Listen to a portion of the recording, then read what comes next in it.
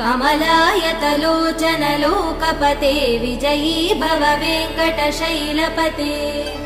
सचतुर्मुख षण्मुख पञ्चमुख प्रमुखाखिल दैवतमौलिमने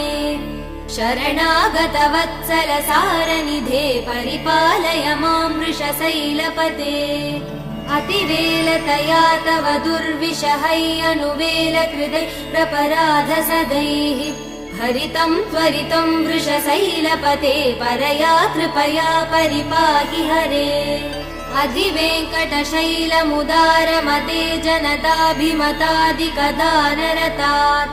परदेवदया गदितान् निगमै कमलादयितान् परं कलये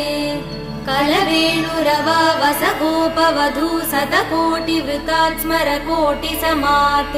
प्रतिवल्लविकाभिमदात् सुखदात् वसुदेव